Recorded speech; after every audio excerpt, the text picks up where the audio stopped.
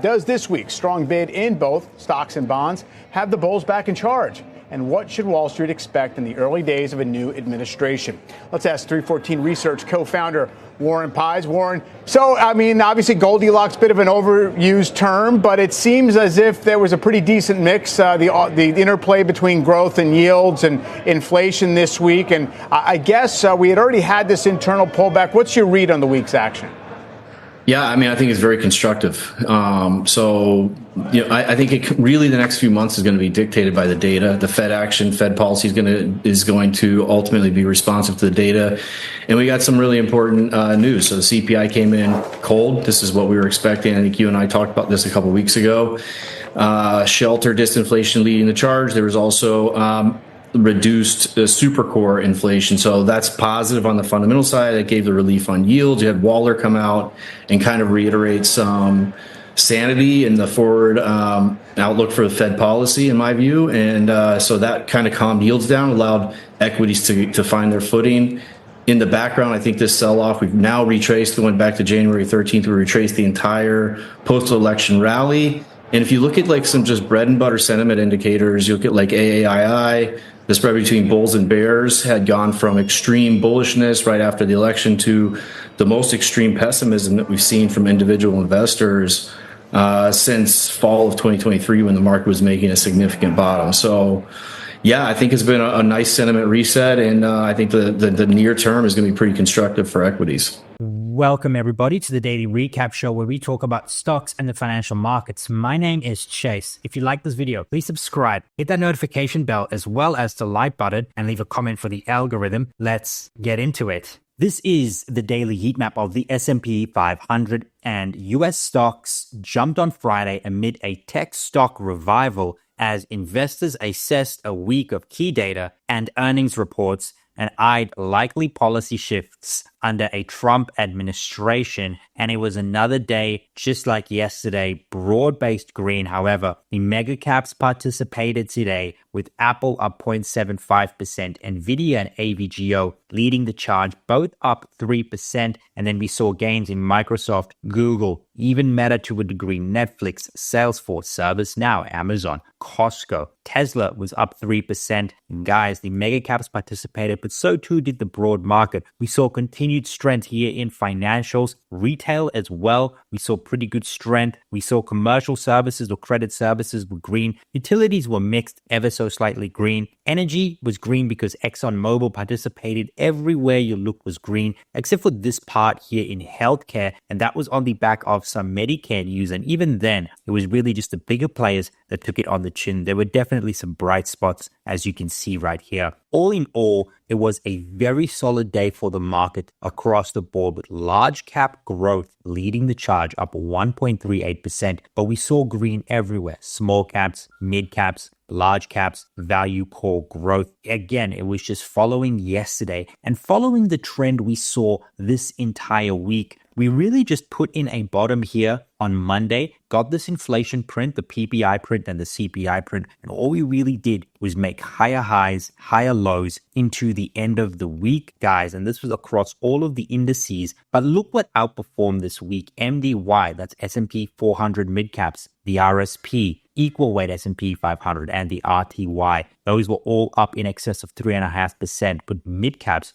really outperforming this week, up 4.51%. However, not a bad week for large caps. Both the S&P 500 and NASDAQ 100 were just shy of 3% gains for the week. Very, very solid price action. And again, this really goes to that value rotation, broad market rotation we've been talking about pretty much towards the end of last year into this year. You guys know I've been bullish on these small, mid caps and broader market this year, particularly with what's going to happen with earnings growth. And we really are starting to see that. And guys, they say as January goes, so does the rest of the year. And what we could be seeing is a glimpse of 2025, and that's the broader market rallying, large caps in the fold, still positive, but the broader market outperforming. And if we actually look at some market movers today, Bitcoin was up 4 to 5%, breaking the 100,000 mark. We opened the day at about 98,000. And yeah, we just saw higher highs, higher lows, and this was on the back of the Trump inauguration that happens on Monday. Coinbase, as a result, and all of these crypto exchanges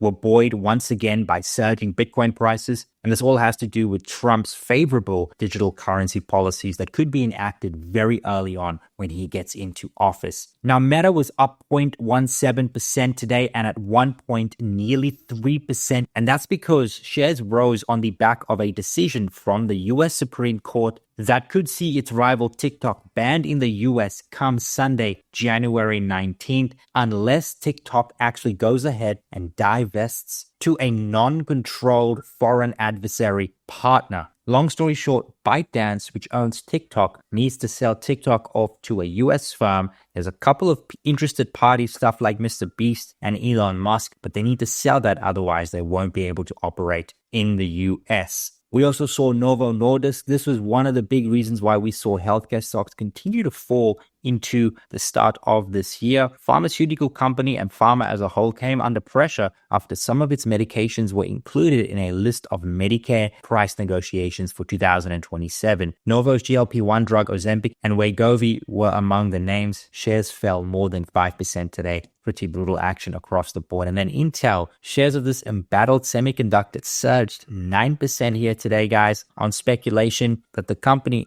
has become an acquisition target based on reports from various news sources. We don't know who's looking at acquiring Intel, but the market seems to like that news. They want it to be acquired or parts of the business acquired, and the stock was up 10%. On the back of all of the market movers today, we also got very solid economic data. Housing starts climbed faster than forecast year in December. Housing starts was up 1.49 million. The consensus was for 1.32 million. Building permits was upbeat as well, 1.48 versus 1.46 million. And then we also got some very solid industrial production numbers, 0.9 month over month versus 0.3 consensus. Very, very strong economic data on the back of cooler inflation, stronger than expected retail sales, and that very strong labor market report we got last week. The economic data continues to just come in better than expected, and this economy is simply roaring. And on the back of everything we got today, market breadth was very solid. 3,700 advances, 2,400 decliners. The market was very bullish. And looking at market momentum, nothing really changed from yesterday. We're still holding these shorter term moving averages and the longer term trends, but these intermediary trends still have a lot of work to do. Nonetheless, we are slowly getting there. For example, look at the 20-day. We moved from 56% of stocks above the 20-day to 60%. We had a slight increase here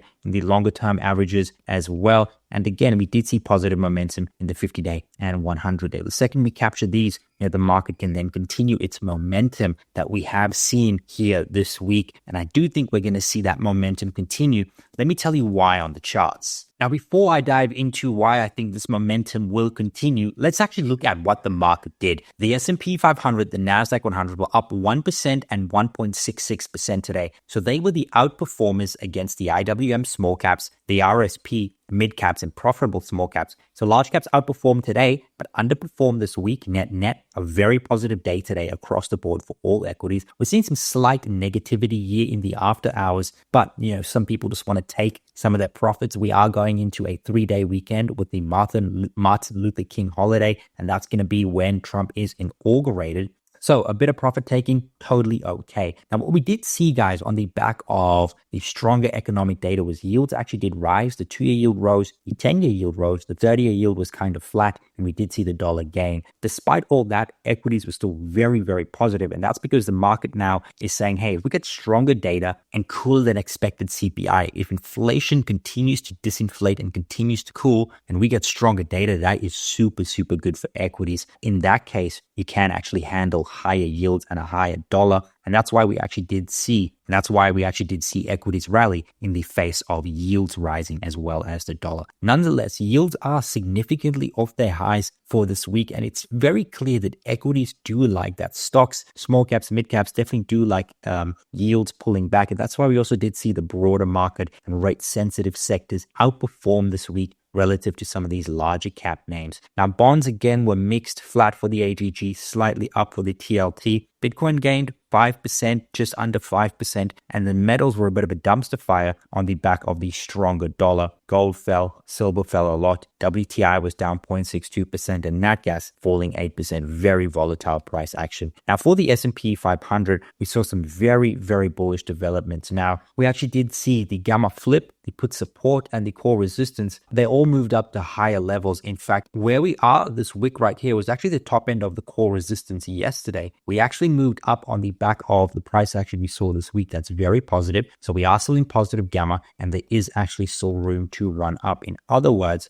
we did exactly what we said we would and some at the start of this week. I said we were looking to retake the lower gamma flip zone and then go ahead, rally to the core resistance. That's exactly what we did. We got to move up in the core resistance. And now we're just going to keep up the momentum we saw, right? And that means we're going to aim for the 60-80 level, not without some volatility. If we do pull back, we want to buy the gamma flip, but things looking very, very constructive for us to move higher. And we had a string of earnings, very light economic data, a shortened trading week, which means the volume in those 4 days is going to be very, very intense. I think things are setting up for us to go higher, particularly if we go ahead and break some of these key levels. If we go ahead, break this level early on in the week, that's this wick high right here, that's going to be very constructive. And in this wick high, and then we can aim for these all-time highs. Now, we did see bears come in. This is a shooting star at this high right here. That's not really a good look for the S&P 500. So bears taking some chances, thinking we will go down. However, I do think if we do pull back early in the week and hold this gamma flip zone, I think that's going to be very, very positive for us to move higher. But it's all going to depend if we hold this gamma flip, which is the 59.65 area. If we do break it, we'll talk about what happens next. But for now, I'm actually constructively bullish on the S&P 500 to go higher into next week, especially after the inauguration. And we get Trump hitting the market with these executive orders, especially those that will be bullish for the market. Looking at the NASDAQ 100, we only had the put wall, the put resistance move up ever so slightly. Everything else is looking constructive. In other words, we still have some upside here to the 2168 level. We're at this key trend line right here in the NASDAQ 100. What we really want to do is push up, go ahead, break above the 2168 level, which is this high right here. If we can do that, then we can keep moving higher, especially if the core resistance and gamma flip zones move up. But NASDAQ 100 still has a little bit of work to do, but we still also do have quite a bit of downside to hold. So the NASDAQ 100 could do many, many things next week. It could actually pull back to this level and see the broader market rally. It could actually keep going on the back of the strength we saw today. It really depends. It's really hard to say with the NASDAQ 100 right now because of where valuations are right now. But we do have tech earnings, not this week, the week after next. And if we can get a positive, and if we can get a very positive print from something like Netflix this week, I think tech stocks rally on the back of that. Looking at the RTY, similar to the NASDAQ 100, there was no movement in the gamma flip zones. We are in positive gamma, and that means we probably aim for the 2325 area, and we find support here at the gamma flip, and then we can go higher from there. So we can actually see maybe a little bit of reprieve to start the week off. However, we did see a little bit of profit taking and pullback from the highs here in the RTY, as well as the NASDAQ 100 and the S&P 500 as a matter of fact. So we did see a little bit of selling, but I guess that's going into this 3-day weekend. It's to be expected, to be honest, after what is a very, very solid week. We just saw a bit of profit taking at the top. And then we saw a similar situation for the RSP, but I think the RSP looks like the most constructive. We've retaken highs, not closing highs, but we've retaken wick highs. And I think the RSP continues to move higher, and we have a very, very solid level of support here at 177. If we do pull back, then we can actually move higher. Once we start taking out some of these levels right here in the RSP, I think this is going to get to all-time highs very, very quickly. And I think we should definitely see outperformance in the broader market. All in all, guys, equities look very, very strong. Equities look poised to go higher. Coming off the cooler CPI print, stronger economic data, this is exactly what you want to see. And guys, let's look at some of the other proxies. Gold is continuing its stair-step higher. We're at this very, very key inflection point. If we go ahead, break these levels, consolidate and move up, we could probably see all-time high for gold. I am pretty bullish on gold. My end-of-year price target is 3,000, and that represents like anywhere from 12 to 15% upside from where we are right now. Bitcoin, I think if we go ahead, break this all-time high, I think we're just going to continue a stair-step higher in Bitcoin. I think this year we had like a huge rally consolidation. I think if we go ahead, break this high right here in Bitcoin, I think we're just going to see like a stair-step higher, not without some volatility, but just like a stair-step higher to maybe the 120, 125,000 level in Bitcoin. I think that's what's going to happen. And then looking at NVIDIA, guys, this is the bellwether for the overall stock market. And I think what NVIDIA's done is had a massive correction in time. The valuation has actually come to a reasonable level. It's trading at about 27 times, 26 times current earnings. And that's on the back of $5 in earnings per share. If you apply a 30 multiple to that, you get 150 in NVIDIA's share price, right? We're at 137 right now. That's 27 times. And I think the stock fair value is actually at the 150 level. Most important stock in the world. You're buying it under fair value, in my personal opinion. So for those of you that are looking at a bellwether for the market, look at NVIDIA, stuff like gold, Bitcoin. But all in all, equities look very, very strong. I think we do go higher. I think we see outperformance in the broader market, but I still think we see pretty good performance in these large cap names like we saw today. It's going to oscillate. Guys, it's going to be volatility. We're going to have upswings. We're going to have downswings. But all you really want to do in this environment is buy the dip because everything looks really good. The fundamental picture, the macro picture, the consumer. And in an environment like this, you want to hold risk assets. And diving into sentiment, guys, this is a sentiment survey done by S&P Global asking, what is your outlook for the following equity markets for year-end 2025? We've got a range of developed market geographies, some emerging markets.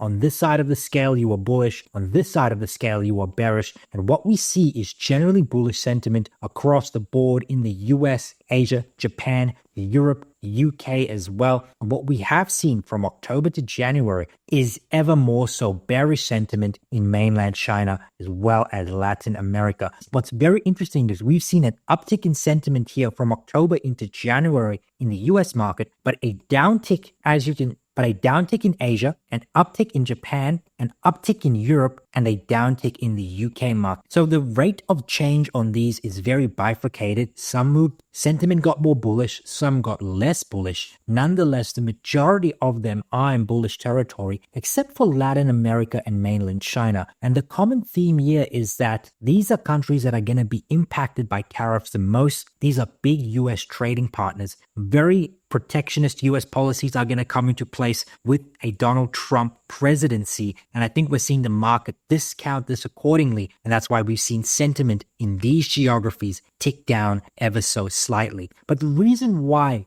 US sentiment remains the most bullish has to do with earnings. In 2025, we are looking at 12.3% earnings growth, but we are expecting a perfect year where all 11 of the 11 major sectors are seeing positive year-over-year earnings growth. It's very, very rare. We saw this in 2018 and then again in 2011. And we are set to see that in 2025. And that's just bull market behavior. What's also very bullish for the market, something we haven't really spoken about a lot, is that S&P 500 annual buybacks are expected to exceed $1 trillion in 2025. Guys, this is huge. This is a big uptick from 2024 and exceeding the buyback executions we saw here in 2022, 2021. This was the COVID era stimulus. Guys, this is huge. And when you have strong earnings and strong buybacks, that is bull market behavior. And we are seeing bull market behavior all across the place. When you look at gold in 2024,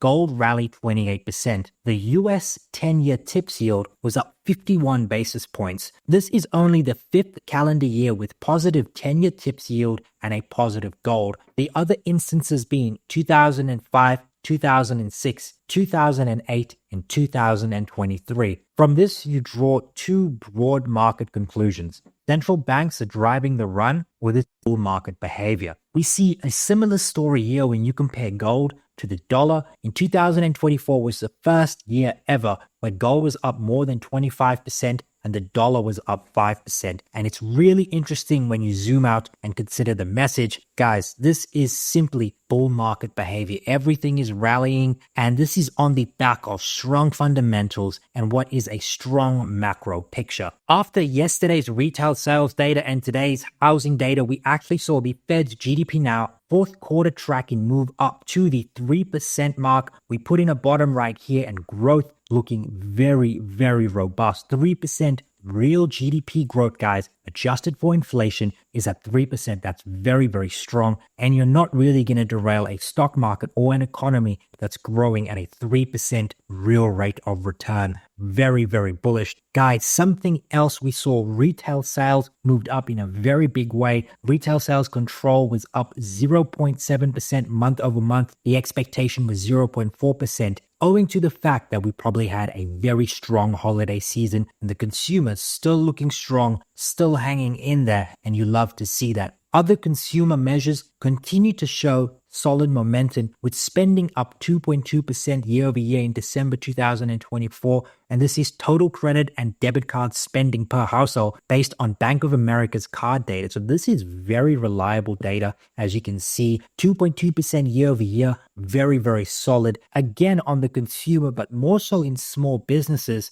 US small business sentiment continues to climb on Trump optimism. We saw a 2-month gain of 11.4 points, the largest in monthly data going back to 1986. So consumers and small businesses are hanging in there, looking strong. Sentiment is very bullish, and they just can't wait for Trump and what he has to offer to the US. Now let's talk about earnings. And earnings next week, we continue to build upon what we saw in the last week. We have some very important companies reporting. The biggest is Procter & Gamble. They're reporting earnings. Same with Netflix. So we're getting some of these tech names reporting. Johnson & Johnson, American Express, Intuitive Surgical, Abbott Laboratories, GE Aerospace, Texas Instruments, Verizon, Nextra Energy, Progressive Corporation, some very, very big names, and it just keeps going. We have Union Pacific Railroads reporting, Schwab, GE Vernova, Prologis, Elevance Health, IBKR, HCA Healthcare. This is the healthcare stock I've been looking at. Triple M, 3M, Capital One Financial is a read-through for what PayPal might do. Any other names I can see here that I know? FICO, Fair Isaac Corporation, D.R. Horton, another home builder, Discover Financial. Guys,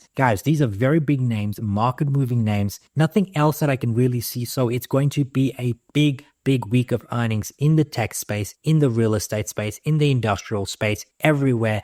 Earnings season is officially kicking into gear, and I'm all for it. And then looking at data next week, we kind of have a light week of data. It really only gets going here Wednesday, January. We don't even have much of anything, just the 30-year mortgage rate. And then Thursday, we have initial jobless claims. And then Friday, we have the PMI, the composite manufacturing and services. And we also have existing home sales year over year, month over month, and Michigan consumer sentiment. So a very light week of data, but earnings obviously makes up for that. But if you've made it up until here, thank you so much for watching. If you like this video, please subscribe, hit that notification bell, as well as the like button, and leave a comment for the algorithm. Cheers.